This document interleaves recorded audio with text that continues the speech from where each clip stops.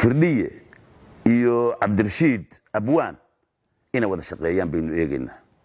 marka waxaad moodaa wax aan jirin ama dadkan social media ka shaqeeya waxay yiraahdaan waa prank waa wax yaani kasmaatiga aan jirin inay ahay taasa ku tusinaysa 6 bilood baynu siinaynaa labadooda because firdhiyana dabeecadiisa waa la yaqaanaa magaalada taal cabdi rashiid abwaan dabeecadiisa waa la yaqaanaa garowana waa taal muxuu ahaa baranna waa taal sida wada shaqeyn lahaayeen baa loo baahan yahay groupka kale ee soo haray xildhibaanadii waa tahriibayaan meeshana waa ka tagayaan waxaan ku soo gabagabeynaya labadii sanadood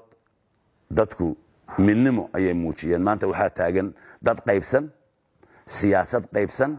dal qaybsan laascaanood gudaheeda qaybsan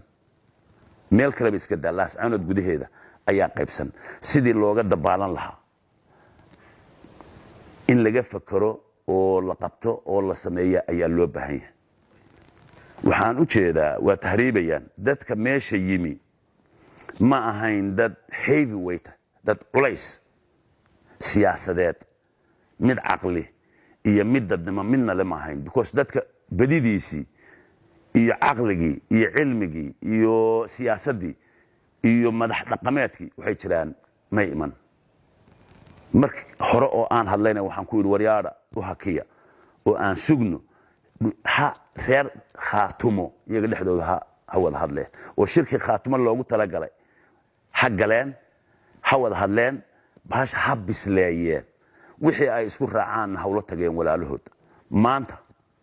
oo la diiday yani ismadii la diiday muxaasanaag iyo Highland oo ismadii maqan yihiin uqaashi baqan tahay wax garadkii maqan yahay siyaasiyiintii maqan tahay dadka in yar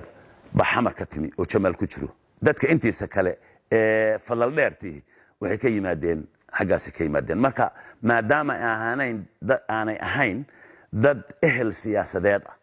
maadaama aanay ahayn dad ehel caqli ah ama ehel khibradeed ah oo wuxuba ay yihiin dad dhalinyaro ah waxa weeyaan badideedu bari baynu badda ka eegaynaa haddii lahay ogolaado waa socdaan waxa shalay meesha ka dhacay markaan runta kuu sheega khadrow waxaan u malaynayaa wax muddo dheer la isku aaminayo inaanay ahayn ilaa laga bogsado waxa weeyaan maroorsi iyo kufsi iyo kala qaybin iyo burburin xasan sheekh keena oo keenay laascaanood dhexdeeda oo u keenay reer SSC khaatimo iyo reer maakhir mid sii jiri doontana runtii ma aha waxaan u maleynayaa siyaasad xumidii